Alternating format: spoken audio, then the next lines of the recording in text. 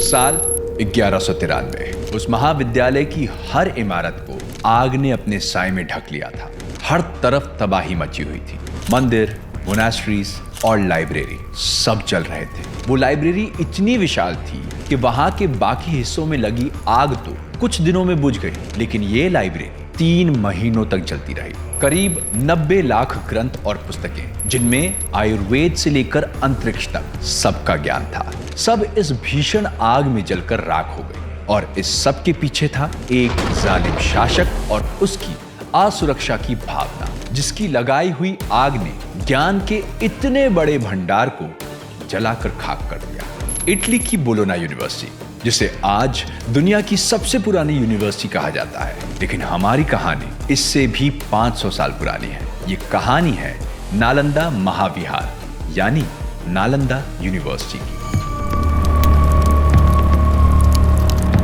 हर साल लाखों बच्चे भारत छोड़कर बाहर की यूनिवर्सिटी से अपनी पढ़ाई पूरी करने जाते हैं। ऑक्सफोर्ड, हार्वर्ड, न्यूयॉर्क यूनिवर्सिटी जैसी कई यूनिवर्सिटीज आज पूरी दुनिया में फेमस है, लेकिन हजारों साल पहले कहानी कुछ और थी। जब दूसरे देशों से लाखों विद्यार्थी अपनी शिक्षा पूरी करने भारत आते थे, तब शिक्षा का केंद्र कोई फॉरेन यूनिवर्सिटी नहीं, बल्कि प्राचीन भारत के सबसे पुराने विश्वविद्यालयों में से एक था नालंदा विश्वविद्यालय। नालंदा ये शब्द 3 संस्कृत शब्दों से मिलकर बना है, ना, आलम और दा, जिसका मतलब है अनस्टॉपेबल फ्लो ऑफ नॉलेज। अपने नाम की तरह ही ये यूनिवर्सिटी शुरुआत से ही प्राचीन भारत की एक ऐसी जगह थी जहां ज्ञान का असीम भंडार था। लगभग 57 एकड़ के एरिया में फैली इस यूनिवर्सिटी में लिटरेचर, थियोलॉजी, लॉजिक, मैथमेटिक्स और मेडिसिन जैसे कई सब्जेक्ट पढ़ाए जाते थे, जहां स्टूडेंट्स ज्ञान की खोज में China, Tibet, Indonesia, Japan, Persia, Turkey जैसे कई देशों से खींचे चले आते थे। नालंदा यूनिवर्सिटी ज्ञान का भंडार होने के साथ साथ एक आर्किटेक्चरल मार्वल भी थी। काफी बड़े एरिया में फैली इस यूनिवर्सिटी में 8 कंपाउंड थे, जिनमें मंदिर, monasteries, classrooms, halls, stupas, dormitories, lakes और पार्क्स भी थे। 1500 साल पुराना ये स्ट्रक्चर लाल ईंटों से बना था, जिसे काफी वेल प्लान तरीके से बनाया गया था। लेकिन यहाँ का मुख्य आकर्षण थी इस कैंपस की लाइब्रेरी, जिसे धर्मगंज कहा जाता था।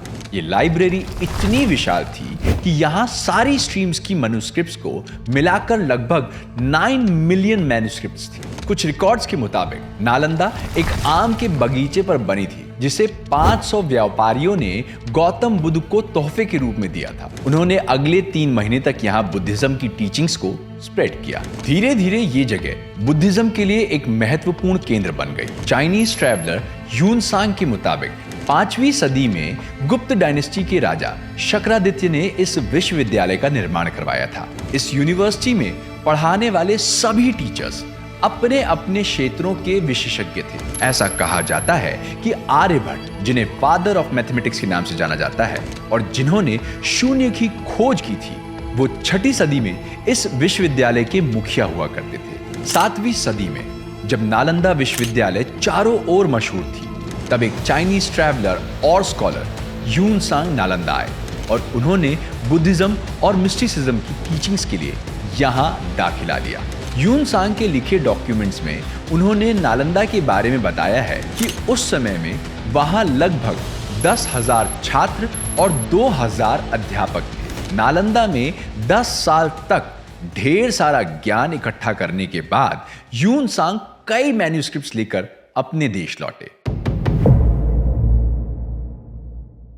नालंदा के निर्माण के बाद से वहां लगातार कई बार हमले हुए, लेकिन हर बार ये उतनी ही मजबूती से उभर कर वापस आई। प्राचीन भारत की इस विश्व स्तरीय यूनिवर्सिटी ने लगभग 800 सालों तक भारत के साथ साथ पूरी दुनिया में अपने ज्ञान की रोशनी फैलाई।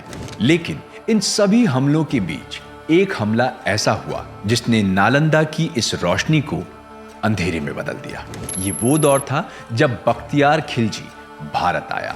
अफगानिस्तान के एक कबीले से बख्तियार दिल्ली और अवध में काम ढूंढने के इरादे से आया था, लेकिन वहां उसे कोई सफलता हासिल नहीं हुई।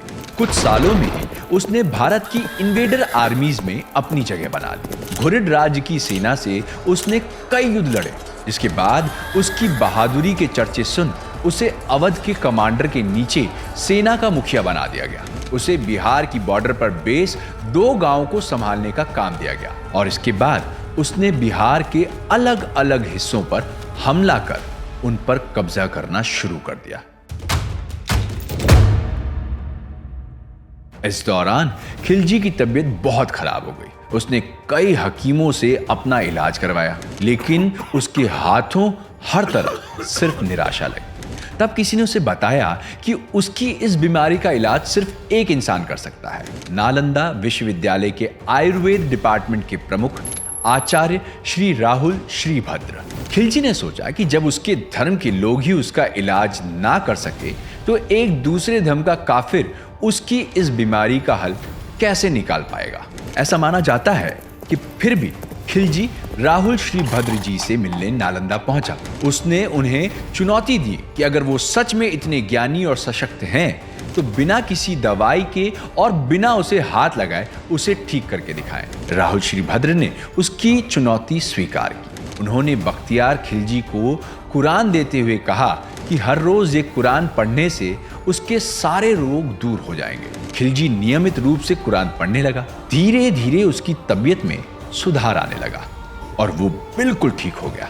दरअसल हुआ यूं था कि राहुल श्रीभद्र ने कुरान के पन्नों पर दवाई लगा दी थी और जब खिलजी रोज रोज कुरान पढ़ता था तो अनजाने में वो उस दवाई का सेवन करता था।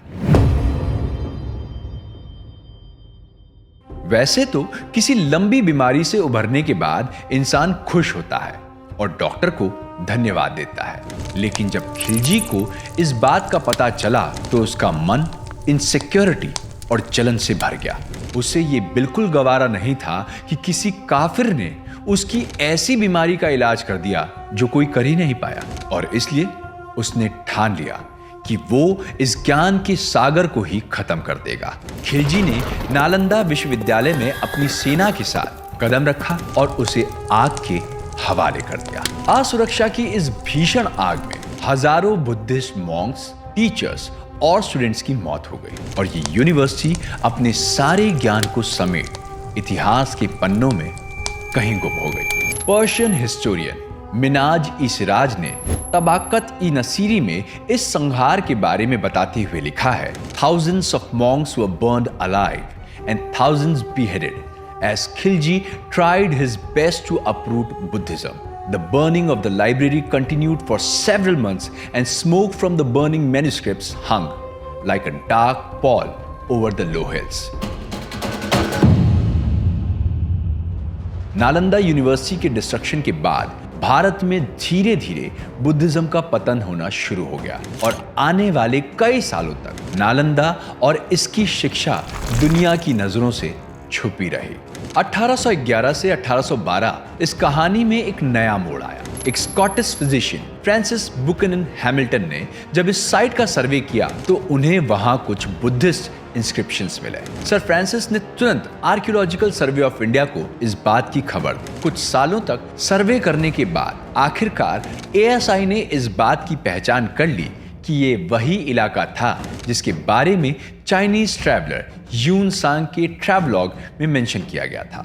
इस बात की पुष्टि करने के लिए एएसआई ने इस इलाके में खुदाई करनी शुरू करी और आखिरकार 1915 में वहां 11 मॉनेस्ट्रीज और 6 मंदिरों के अवशेष मिले और साथ ही साथ एक पैसेज भी मिला जिसकी चौड़ाई थी 30 मीटर। इन सब एक्सकेवेशन से यह अंदाजा लगाया गया कि जितने बड़े एरिया में खुदाई की जा रही है, नालंदा उससे भी कई गुना ज्यादा बड़े एरिया में फैली थी। पिछले सालों में आर्कियोलॉजिकल सर्वे ऑफ इंडिया को वहां तांबे की प्लेटें, artefacts, Buddhist sculptures, coins, seals और इंस्क्रिप्शन जैसी चीजें मिली हैं, पर ऐसा माना जाता है कि आज भी इसका एक बहुत बड़ा हिस्सा मिलना बाकी है। मार्च 2006 में इंडिया के former president doctor APJ Abdul Kalam ने बिहार की स्टेट लेजिस्लेटिव असेंबली में एंशिएंट नालंदा विश्वविद्यालय का फिर से निर्माण करने का प्रस्ताव रखा था। ये उस महान विश्वविद्यालय को फिर से जीवित करने की तरफ पहला कदम था। साल 2010 में नालंदा यूनिवर्सिटी एक्ट पास किया गया और फाइनली सितंबर 2014 में 800 सालों के लंबे अरसे के बाद इस यूनिवर्सिटी के द्वार स्टूडेंट्स के लिए खोल दिए गए। ये भारत के लिए एक ऐतिहासिक जीत थी। पर क्या नालंदा यूनिवर्सिटी अपनी वही पहचान बना पाएगी? इस बारे में आपके क्या थॉट्स हैं? हमें कमेंट में जरूर बताइए। अगर आपको हमारा ये वीडियो पसंद आया है तो इसे लाइक करें, शेयर करें और हाँ, राज को जरूर सब्सक्राइब करें फॉर मोर अनकही, अनसुनी एंड अनदेखी कहानियां।